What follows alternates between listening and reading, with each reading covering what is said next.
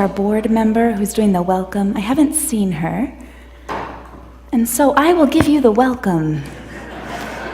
Welcome to North Shore Unitarian Church.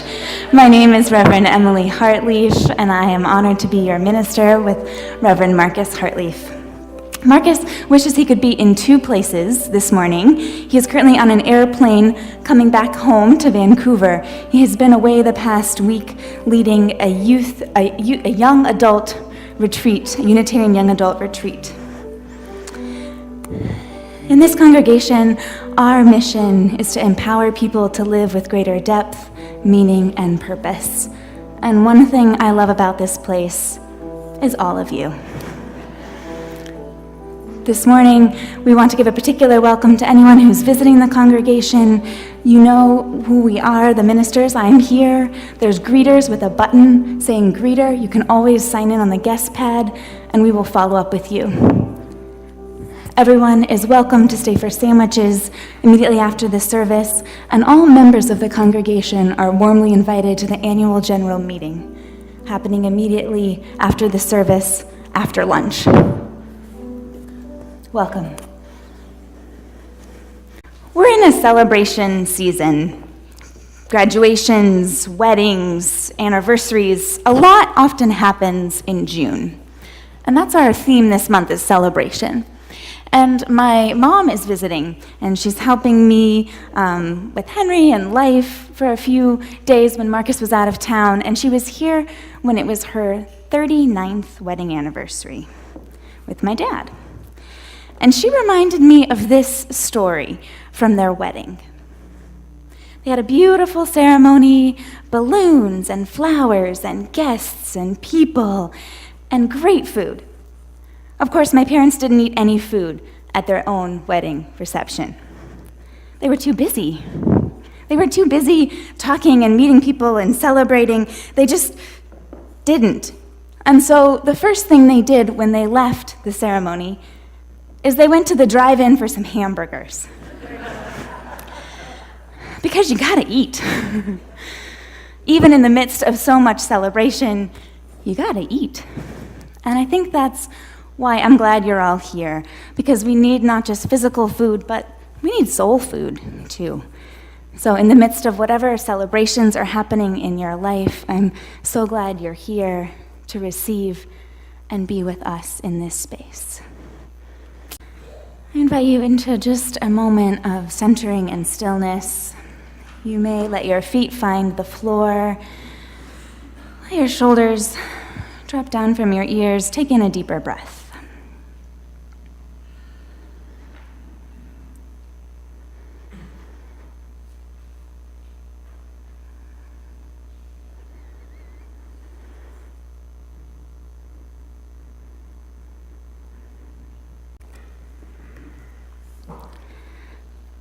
Just a word about that song. It was a delight to me to receive an email from people on our choir trip saying, "We heard this song in Transylvania, in Hungarian, and we knew the tune, but we didn't know the words. What was it?"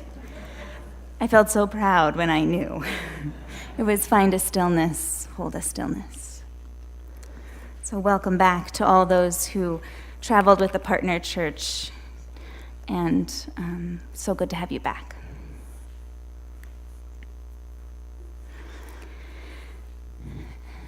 Several people in the community have been recommending to me, at my request, CBC programs or podcasts to listen to get myself more acquainted to Canada in our first year here. And one that came highly recommended was called Ideas. And I listened to the show I think it was this week, May 30th was the actual show, but I listened to it on this past week, and it was about bringing up fur baby, the evolution from family pet to pet family.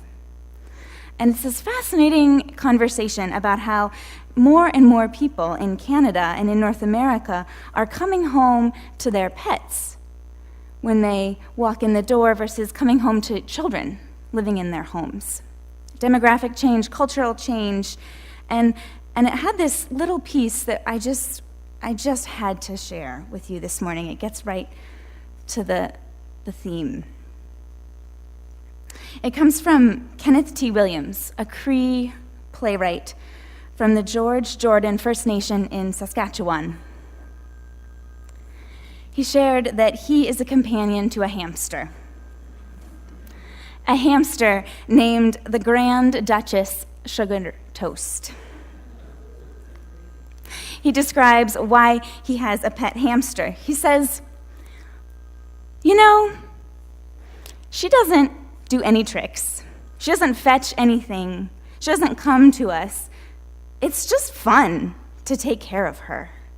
My wife and I, we've created this mythology, and we are the hamster guardians. We have made a pledge to the hamster god to take care of our animal in accordance with the great laws of the hamsters and the great diggers and hoarders in the sky. It's just fun. It's just fun to take care of something. And I'm going to say it. My life has been richer because I have a hamster in it. I'm going to challenge that, and I'm going to be out and proud. Rodent pride.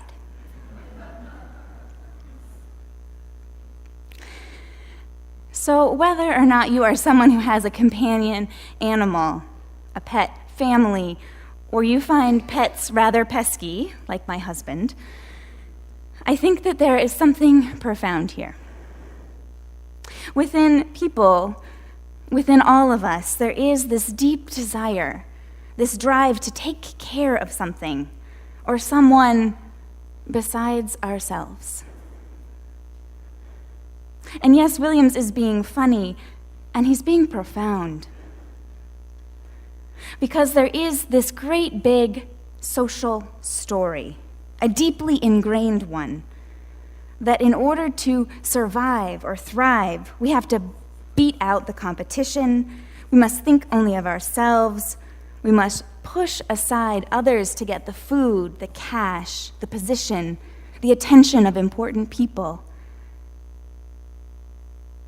And the truth, increasingly documented by social science researchers and long known by indigenous traditions and cultures living in relationship with the natural world, is in fact the inverse. We survive and we thrive and we evolve by offering care and compassion to others.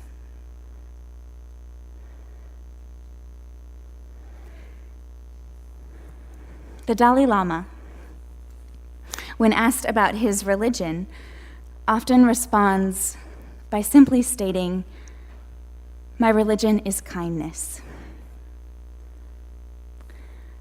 Kindness is my religion too. That pretty much sums it up in one word. Of course, you wouldn't know it when I snap at my family members, or I cuss at someone in traffic, or I berate myself for my own perceived defects or deficiencies. And yet, my religion is kindness. That's what gets me out the door in the morning, and that's why I come here. To be in a room full of people who say, we value kindness. We believe in it. We are working towards it, moment by moment, day by day, year by year.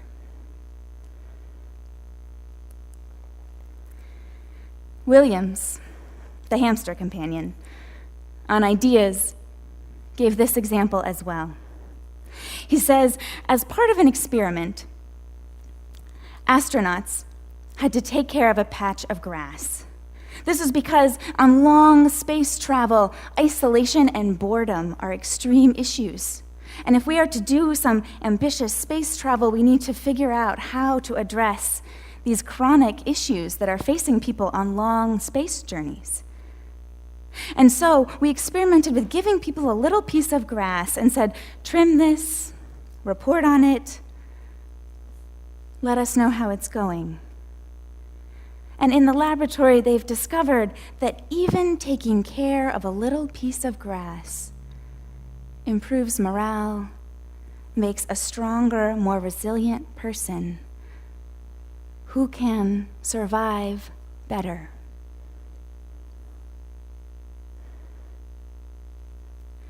As humans, we are hardwired from the very beginning of our lives for connection, for closeness, for intimacy. This is biologically true and obvious in the first days and years of life, and it continues to be true throughout life. From cradle to grave, we are pulled towards one another, pulled by our need to connect and be in relationship. Our pets, or whatever it is, even if it's just a little piece of grass that we care for, in turn, somehow, even in ways we don't understand, care for us.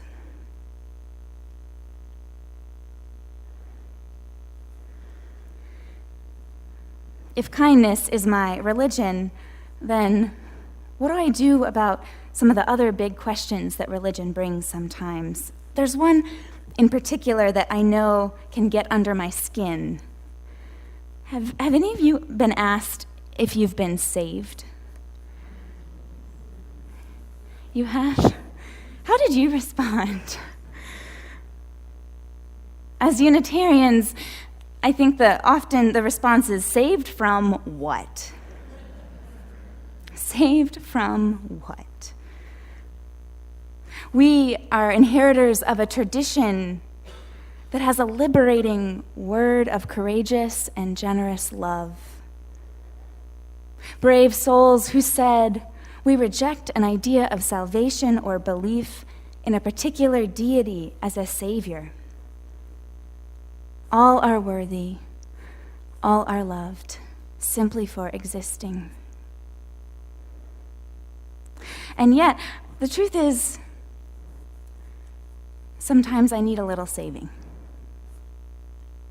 Saving from my own isolation, saving from thinking I've got to fix things or make it better, saving from worrying about my taxes or my kids' achievement. So what do I do when I need saving? And what has saved me or is saving my life? These are the questions that writer and theologian Barbara Brown Taylor asks. She takes the traditional Western Christianity question of, are you saved? And asks this question. What is saving your life right now?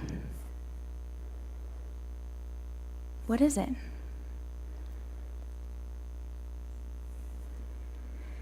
When I heard this question several years ago from a mentor and a teacher, it sparked for me, and I've returned to it over the years. When I first heard it, my response is that I was being saved by a hearty breakfast that somebody else made for me.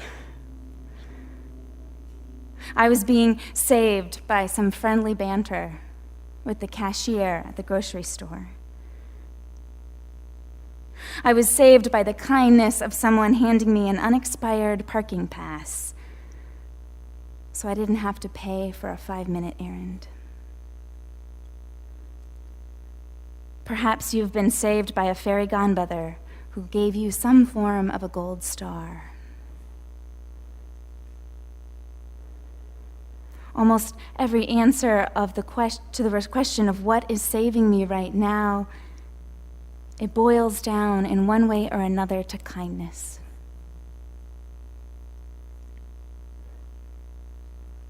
Kindness.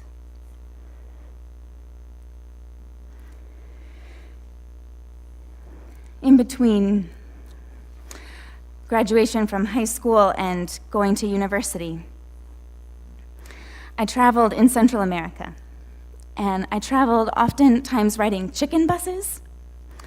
Any of you familiar with chicken buses? So a chicken bus is a bus. It's often a retired U.S. school bus, maybe Canadian as well, a retired school bus that has been repurposed to provide public transportation. And these buses are called chicken buses because pretty much anything can ride on them. chickens going from farm to market. They're crowded, full of people. Everyone gets together on these tiny, small, flat benches originally designed for elementary school students. And there's no designated stops. You don't wait at a bus stop for a chicken bus. You just kind of hail the driver and they stop. There's no lineup of people who are waiting to get on the bus. It's just kind of clumped around places that you know that buses sometimes stop. And people are waiting. They're just waiting. Maybe they're trying to make the grandma laugh or picking their teeth.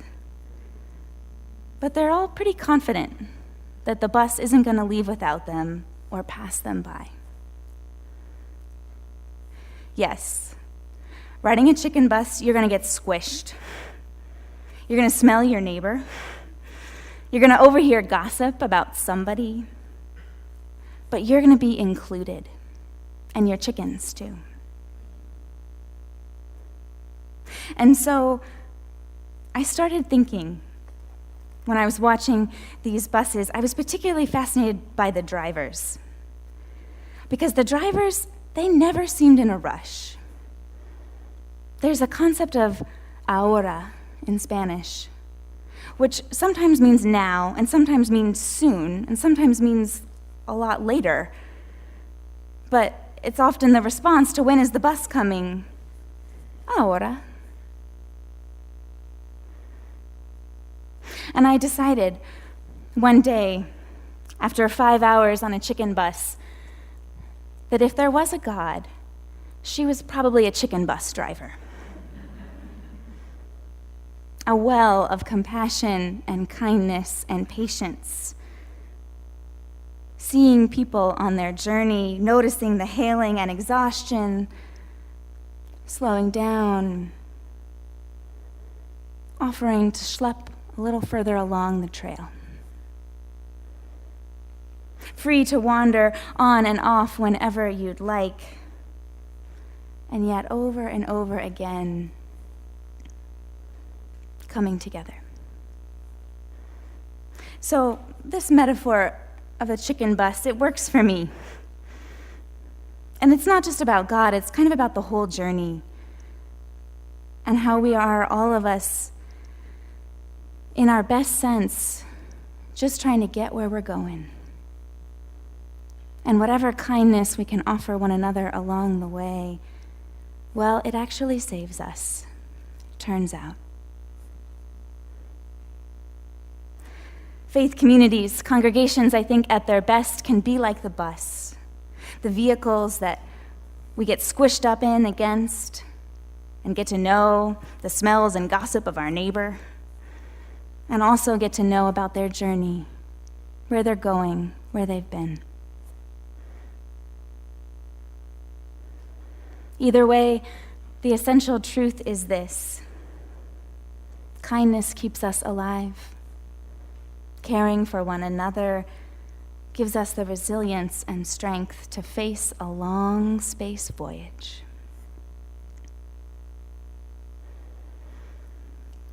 To close, a poem from Naomi Shabai Nye. Before you know what kindness really is, you must lose things. Feel the future dissolve in a moment like salt in a weakened broth. What you held in your hand, what you counted and carefully saved, all this must go, so that you know how desolate the landscape can be between the regions of kindness. How you ride and ride, thinking the bus will never stop. The passengers eating maize and chicken will stare out the window forever. Before you learn the tender gravity of kindness, you must travel where the Indian in a white poncho lies dead by the side of the road. You must see how this could be you. How he too was someone who journeyed through the night with plans and the simple breath that kept him alive. Before you know kindness as the deepest thing inside, you must know sorrow as the other deepest thing. You must speak it till your voice catches the thread of all sorrows and you see the size of the cloth. Then it is only kindness that makes sense anymore. Kindness that ties your shoes and sends you out into the day to gaze at bread. Kindness that raises its head from the crowd of the world to say, "It is I you have been looking for," and then goes with you everywhere, like a shadow or a friend.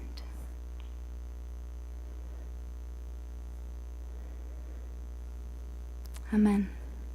Blessed be.